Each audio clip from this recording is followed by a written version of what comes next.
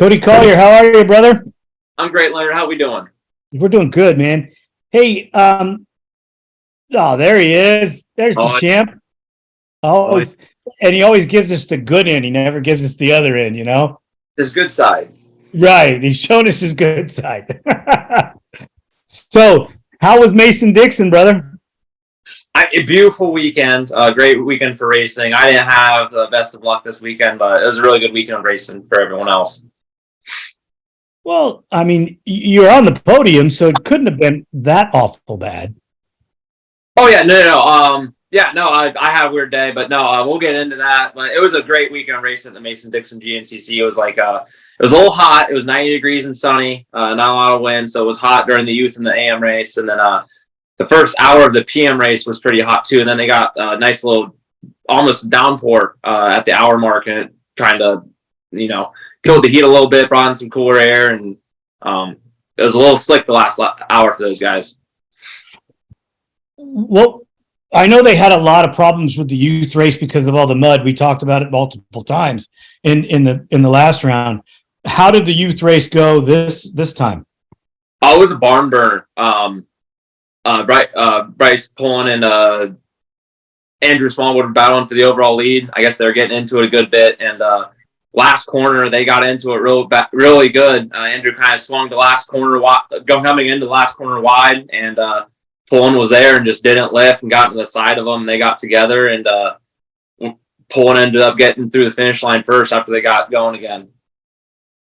Wow, so that was exciting. Yeah, very, very exciting racing up front. That's so awesome when the kids are battling it out like that, and I'm sure the parents are all jumping up and down as well. Oh, yeah. Yeah, it was a crazy finish. Two sides to that story there, two arguments there. No, it's a really cool video. IXCR has it up on their YouTube, Indiana Cross Country Racing Series. They have it up, not on their YouTube, their Facebook, I'm sorry. Might be on their YouTube too, but definitely on their Facebook, IXCR. Well, I'll have to go check that out. How did the morning race go? It was warmer for you guys. One of the things you were worried about in our pre-race was the dust, and coming out of the start was going to be super critical. You'd also commented that you had been doing well on the starts for so far the year. How did that work out in the first turn for you? Yeah, well, if I made it there, it would have been great. So I got to the starting line, to go do the pro introduction. Everything's good to go. I go to put on my helmet. Like when they go to call my name, I'm putting on my helmet, put my helmet and goggles, and cheek pad's missing. Gone. Really? Cheek pad's missing, gone. Nowhere to be seen. Oh, wow. We all search around my quad. I go my path to and from the trailer, ran it, didn't see the cheek pad anywhere, all the way back to the trailer. Search the trailer, wasn't in there. I ran back to the starting line thinking someone had found it by then. Run back to the start, no one had it yet. So I go back to the pro row, see who had a helmet pad that would fit I could borrow. And I hear them call 1 minute when I'm searching the Glauda's trailer for a Moto 9 Bell helmet pad. And yep, they call 1 minute, and I'm sprinting around pro row like a maniac trying to find a Moto 9 helmet pad. And Ronnie Rush, I know he runs those, and I ended up finding his van with his mom, Mother Teresa. She let me in the van, let me borrow a helmet pad for the race. So shout out to the Rushes, or I don't know how long I would have been out of the race. So by the time I get back down to the starting line, grab my goggles for my girlfriend Lacey, and take off, I'm like drag racing from behind the schoolboy A row for the third row. I take off for the third row by the time I get going. Wow, that's crazy. I was gone maybe 5 minutes. I can't believe they wouldn't hold the race for me a little bit longer, but got going with the third row. Don't they have it in the rule that, you put your hand up like they do in most races, where when you put your hand up, they give you, 2 minutes or something like that? I don't know what happened. I don't think I was gone that long. Like I to and from the trailer pretty quick. Searched real quick up to pro row, looked in Glauda's rig for a couple minutes. I was as fast as I could possibly be. Oh, wow. It is what it is. Took off for the third row. Got pushed. I'm all the way outside trying to slingshot them kids because I was behind them when they took off. I ended up outside. I railed the outside, inside, and on the second corner. Ended up leading them into corner 3, so I didn't have to deal with that third row at all. Thank God. Got into the woods, started picking through the women's pro class, through the 4x4 pro class in the first lap, and by the end of the first lap, I was physically 4th. Just spread back through the dust, just made it happen. Had some really good lines from. I actually biked the track this time with all the heat. I didn't want to wear myself out too much for the race, so and didn't want to take plays on that heat. Didn't know how he'd do, so I went ahead and biked the track by myself. I actually ended up riding the track with Cole Richardson for a couple miles. So that was pretty cool. Just started picking through the pack up to 4th, got to 3rd by the end of the second lap, and it was about a minute down from landing in 2nd, and ended up reeling them in to within 10 seconds on the last lap. And going into the last lap, my fuel pump started to go out. Quad started cutting out and dying for absolutely no reason, some fuel issue. Oh, so I didn't know if I was going to make it to the finish or not. so you just held on for the last lap to see how that worked out. Yeah, I knew it was going to be all about momentum and with it kind of bogging like that. So I ended up landing in the first 3-4 miles of that first lap, and then it just started to get so bad there was just nothing I could do. I lost almost 2 minutes on the last half lap almost. Wow. That's crazy stuff. And it sounds like Brandon had just a Sunday drive out front. Yeah. No, he put it to us to put to him Saturday. He got whole shot, led into the woods from what I seen in the pictures, and just controlled the race, put in some really good lap times and strong out front. Man, those are the kind of races that you like, when they're yours. But when they're your competitors, maybe not so much. So I was looking at the points. It didn't seem like it hurt you that bad. You still have a fairly good point lead, and you guys got 3 rounds left. You keep it on the podium, in the top 2, or keep doing well, and you'll be all right. Yeah, we got 4 left. We got snowshoe, and then we got 3 after the summer break. So. It's 13 rounds, not 12 rounds. It's 12 rounds, but we've only done 12 rounds, and you just did 8. Yeah, you're right. You're good. You're good. You're good. I'm thinking of some totally off. I got it all screwed up. So we're all good. We're gonna get some wins in the last couple of rounds. We're gonna be all right. Did you have any trouble making your way through the field on the first lap? A couple of the women just.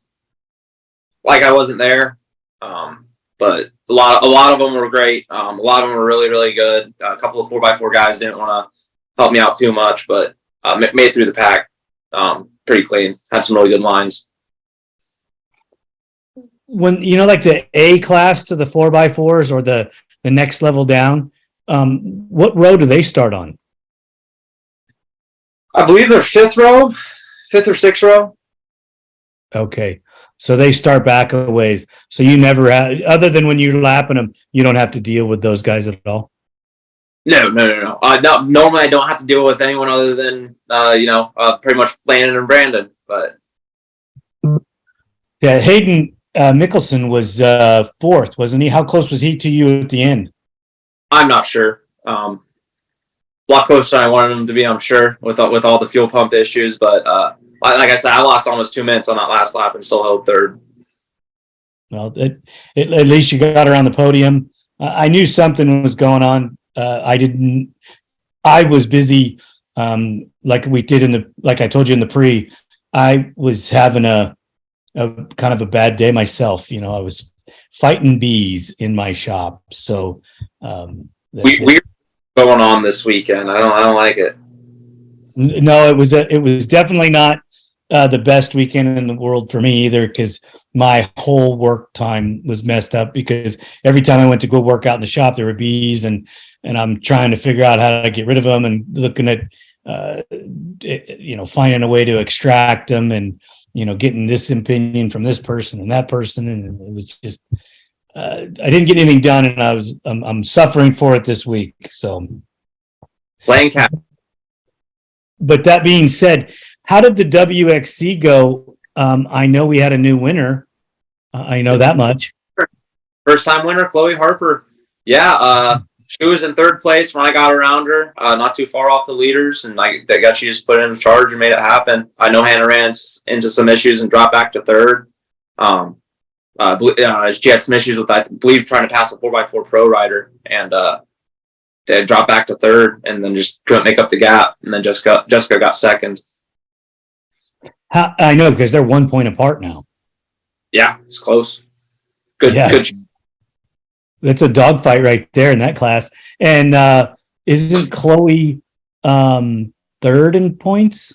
Yeah, I believe so.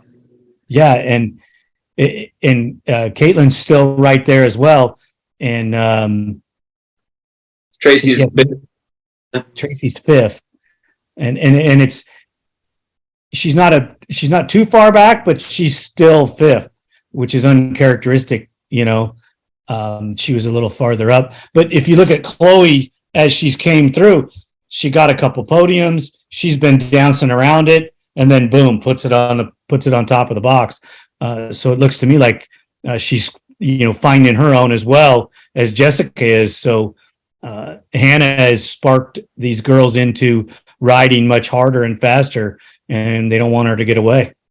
Yeah, that's racing for you, isn't it? Yeah, no, they all want it, and they're all putting in great rides. So I Chloe's a little far back this year, but I think next year she'll be a threat. And without some bad luck from the leaders, but that you never know. That's racing. Yeah, I mean, it seems like that class is, Hannah is a force to be reckoned with, but obviously Jessica is also a force to be reckoned with because she's, fighting really hard this year. And the skill level and the racing level, you had those four ladies that were, kind of dominant in the top four spots. And obviously your 12-time champ with Tracy, being in there. Now you're starting to see a resurgence and a different flow through that group, which is pretty awesome. Yeah. It's just like, when Borch stepped down, now he's one of the back of pack riders. It's still teaching the young kids a lot coming through, but just doesn't have that spark anymore. It's hard. It gets tough, I guess. But no, Tracy's a threat in smart races and mud races still. She's just I don't know. I don't know what she's lost this year. It's probably, you have good years, you have bad years. And, when you're a 12-time champ, sometimes you may need to step back and take that breath. And that's what she could be doing. Yeah, absolutely. Yeah, no, it's just, she's close. She does what she's got to do. She does what she's got to do. I'm sure that she does. And us trying to second guess her is, especially me, a champion's that's won that many, you just have to give her the nod and let her tell everybody what she's going to do. Because I'm sure before the end of the year, I talked to her a lot at the track. I give her some heck about it, but no, just I just want it for her. I know she's capable to be up there in podium battling. So I just want it for her. She'll punch her way back to the front. I'm sure you're not gonna win that many races and that many titles and not have the desire to run up front. Yeah, absolutely. So that's just I'm waiting for it. I'm just like, come on, Tracy, where's it at? We're all waiting on it. But come on. She's probably in the same boat you are. So the one question I really wanted to ask that I've been trying to get to is how bad was the dust? It wasn't terrible. The woods were pretty overgrown. Like the track had a lot of grass in it, so the first couple laps it wasn't awful. But as the race went on and the track broke down, it got worse as the day went on. Wow. So as you chewed it up, you got rid of the grass, then you started creating the dust. When we roll into the afternoon race with the XC2, this is just the Steve show. I mean, this guy just is is pretty much unbeatable this year. I mean, he's got 1 second place and the rest of them he's won, and he's got a 70-point lead. Yeah, tough to beat that. Tough to beat 7 firsts and a second. Tanner Walker, Mr. 92 crew himself, he was putting in a great ride. He kept Steve honest all the way up to the third lap. I don't know how far he finished off of him. I believe it was under a minute, but still a stellar ride from Tanner as well. His first podium of the year, his best ride of the year. Eller jumped himself up into second in points, and he got third for the day. Yeah, I heard. I was talking to Junkin' James Glauda Saturday night, and he said Brandon Owens got punted by another XC2 rider, and that's what took him out of the race. Oh, he got knocked out of the race? They had contact made. Right, but it took him out of the race completely, or he just got knocked farther back in the field. I don't know if Brandon Owens finished or not. I just got the top. He got a place. It was. I think he was 10th. Yeah, possibly. I didn't look that. I don't remember that far back right now. I looked in the middle of my mayhem on Saturday with everything that was going on, and I don't remember everything. I just know that I calculated that 70 points and was like, wow. If he doesn't race 3 rounds, that means if Eller doesn't win, he can sit out 3 rounds before they would catch him. Yeah, and some. They're 3.5 rounds. Because they're still amateur points, right? They're still a 20-point scale. Oh, well, yeah, there you go. I thought it was 25. It might be 25 because of Pro-Am. It's been a while since I've been in the class. Well, if it's 25, that's 3 rounds, you know? Yeah. And Eller would have to win to close it up for that 5 points to take it if he sat out 3 rounds. Yeah. If he wins another one, you know, it's basically over. That's trouble for sure. Do they allow the XC2 guys, let's say he clinches, do they allow him, let's say he was going to move up, would they allow him to run the last final couple rounds in the XC1 class and still retain the championship? Absolutely. Yeah. If as long as you race enough races in a year to qualify for an awards, like you could, if I don't know how that would work technically. I've raced like 1 year when I transferred to the 4x4 Pro class. I raced the first 10 rounds of the year in XC1 and then the last 3 in 4x4 Pro. And from the last 3 rounds, I got enough points to get 10th in 4x4 Pro class. So I actually got 2 awards at the banquet that year. Oh, that's cool. So they do that. So I don't know how. Yeah, it's different. Well, yeah, I mean, I would assume most series would allow something like that, would allow the rider to go up if the championship's already clinched, you know, and he's going up anyways, so they wouldn't hold him back. No. It's just you know, he got the points he got in that class. I'm not going to take away from that. If at the end of the year you're still like it's no different than if he was to get hurt the last 2 rounds, right? Right. He's just class. He would still be the champ. Yeah, so I would assume that it would be no problem. Do you know if he's thinking of going up? I haven't talked to him about that yet. I think it's a little early. Just let him stay focused on what he's doing. Don't take away from that just yet. Yeah, he was in one of the chats on one of the lives we were doing, and I told him to hit me up, you know, to DM me so that we could get him on the show, because I definitely want to talk to him about his year and the things that are going on in his life. And what he must have done, or is he just having one of those years that, you know, it's his year? He's a natural talent. If you get him on like a podcast, like an episode, he's got a great story. He just grew up riding, just in his backyard, just wanted to go fast, and I think Hannah Hunter, his girlfriend, is who got him involved with the GNCCs in the first place in racing, and he came down and won his first college A race and was just first ever GNCC ever race, really. And it's been mayhem. That's a pretty good story. I can't wait to hear about that. You know, it'd be a good episode. Most all of them are. You know, when you get to hear somebody else's story and they get to tell you about their life and what they're doing in their words, it's always a great story. Yeah, absolutely. Get that perspective. Did you get to stay for the afternoon race? Yeah, I commentate on the race for TV. Perfect.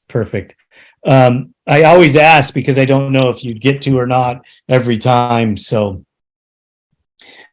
as we roll into the XC1 class, we have a new winner. I don't necessarily want to focus on that just yet, but you said it rained midway through the race. Did that change the order anyway, or did that cause any disruptions in the way the class was running? It's hard to tell. It seemed like the guys that were coming, rain or shine. So it did that. Yeah.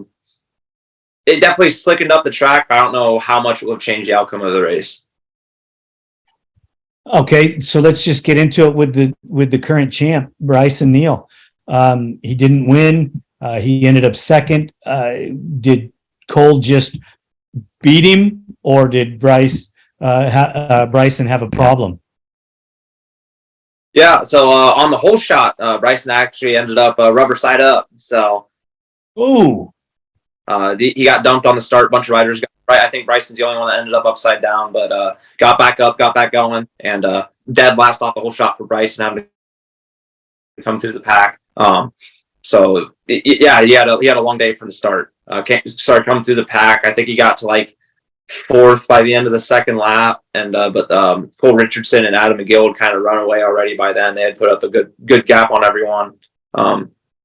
And Josh Merritt was in there too, but he kind of faded the last couple of laps, coming off his great podium ride. He still finished fifth for the day, so I think that's another great stepping stone ride for him. Get a second a podium, then another top five. I think that's great for him. Just keep building that confidence. That's a solid ride. So, Brycen came through the pack. Hart, Hale. Go ahead. If you can build your confidence by keep getting into that top five group, you know, you mentioned Adam McGill. Mm-hmm. You're running up front again, you know, fighting for the podium spot, riding with the lead group, and you know, Mr. Consistent fourth. But you know, he's wanting and he's touching in and out of that podium spot for a guy that some people thought was done. This guy's freaking proven that he's not done by a long shot. No, the renaissance of Adam McGill. No, it's really cool to see. I think he's 38 now, and having possibly peak Adam McGill right now. Like his best season was back in 2015. We almost won the championship, but to see Adam race these guys at this level, like Brycen and all these guys, I think this is peak Adam McGill speed we've ever seen. Yeah, I want to know what lit a fire underneath him. I would love to get him on the show to talk to him about it. He is just, you know, he's one of those guys that when he's ready to talk, he'll talk. Until then, you're just not going to get it done. But I'm impressed with watching him ride and getting to see the videos and the stuff. It looks like it's all working and the bike's working well and it's flowing, and he's just having an amazing year. He's just having fun out there and doing his thing. Yeah, he definitely knows how that dinosaur works. He's been on it forever. So, wow. No, he's very comfortable on I joke on the Hondas. No, he's very comfortable on the bike. Knows what it's going to do. Very predictable, and just putting in good rides, and he knows it's all up to him now.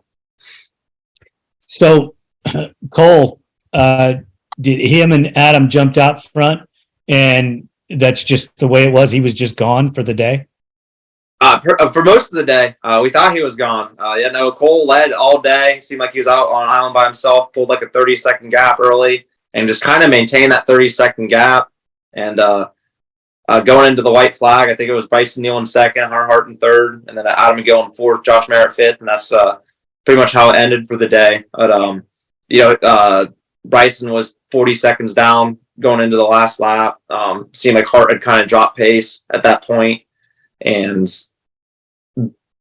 Brycen just started reeling him in. It was like by the 3 mile marker, he had reeled him in by 20 seconds. The gap was already down to 20 seconds.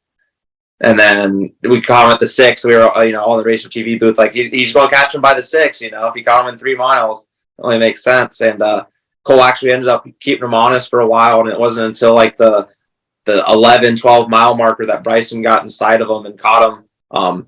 I'd say with a little over a mile to go, and just hounded on Cole. And Cole fended him off. Was really smart with his bike placement. Cole very calm under fire from Brycen, kind of put Brycen where he wanted him, and just maintained that lead to the finish. He actually ended up throwing up. There's a Gnc's got the video. Cole was thrown up in his helmet as he's getting the checkered flag. He's so exhausted. Wow. That heat must have really played hell on some of them guys. Yeah, it messed with Cole, and Cole suffers from Crohn's disease. So I'm not going to talk on all the particulates of that, because I'm not 100% sure on all of Crohn's disease, but it makes it tough on him, makes it tough to compete at a high level. And I guess whenever he started making those last couple of corners, he's like, I got this. The adrenaline wore off and he started throwing up. So, the video I saw at the finish, I didn't notice that, and I don't really want to go back and see that, but there was nobody behind him. Brycen was all over him. He must have been just out of picture in the video that they showed him coming across the finish line. He sent the inside really hard and tipped on the hay bale with 2 corners to go. Brycen tried one last attempt and kind of caught and tipped. And so it opened up the gap by just a few seconds. With 2 corners to go, Brycen was all over him for a mile. That's a great race. So it seemed to me, as throughout every class, that it was just a great weekend for tight racing. Yeah. Youth class, fireworks, AM race seemed pretty boring. Brandon left everyone. Not sure exactly how close the women were. I think Chloe broke out a decent lead.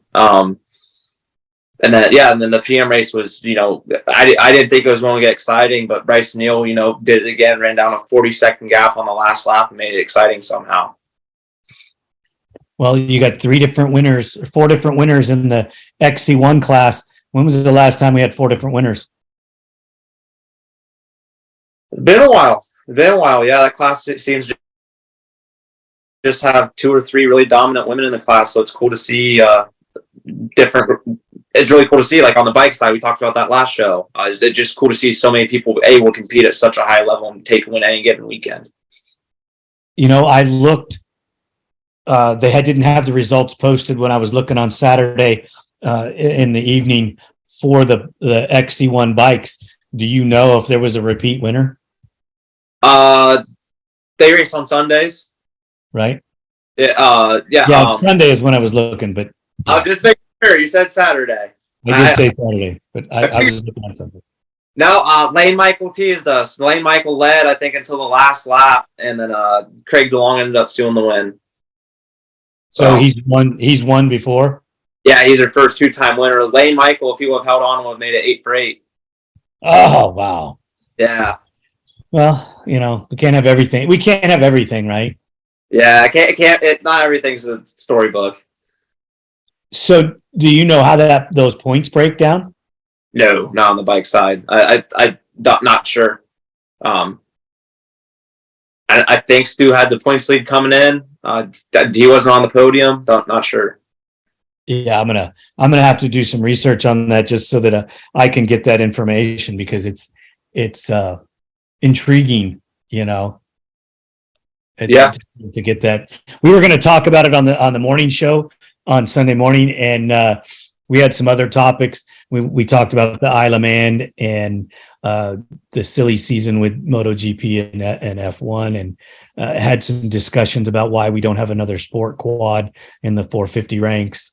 So if you get a chance, go to YouTube and check out that morning show. We're going to try to keep talking about the different types of motorsports, and we'll always be trying to bring ATVs in as well at some story portion. But there's a lot of motorsports out there that we can talk about, and being a motorsports fan, I always want to talk about as many as I can. It's hard not to talk about outdoor motocross and supercross. It's a fan favorite most of the time. So we do talk about that a lot as well. So yeah, your podcast, do what you want. Absolutely. Pardon? It's your podcast. Do what you want. Absolutely. Oh, well, the morning show is totally a different deal than the podcast. But we're experimenting with different style shows. Like you brought this to us with doing the race reports, and it's actually turning out really, really well. If you get a chance, go to the YouTube channel and look at what Valeria has done with the race reports and how she's put a new face on them. I think you're really going to like it. It makes it look way better for the sport, for all the different series that we cover. It's just we're doing our best to bring everybody a more professional show and more professional information. I mean, you want people to get a better deal. I think that's why you brought this up, and that's why we talk as often as we possibly can to let everybody know about, not only your class, but the women's class and the XC2 and the XC1. More people need to know about it so that the ATV world grows, and that's what we're here for. Yeah. No one else really gets the info out like this. It caught me off guard here on a Monday. Wasn't ready for this. Didn't have all my info. I haven't read all the race reports, so I didn't have all my facts straight, but did what I could today. I love getting all the facts out there, telling people the real story. The results don't always speak everything. And I apologize too. I didn't have all my ducks in a row either, because short week for me this week. I told you earlier I'm going out of town, and when I go out of town, I have to get all my work done ahead of time. And as soon as we get done here, I'll be heading back out to go to work. So as always, Cody, I really appreciate all you do for us and the information that you do get for us going to the races and covering them, not only racing your own race, but you add a dimension to ATV racing that not everybody gets to see. And we really appreciate that. Yeah, no, thanks for bringing the platform for, me to share. No, I love the podcast and looking forward to doing more.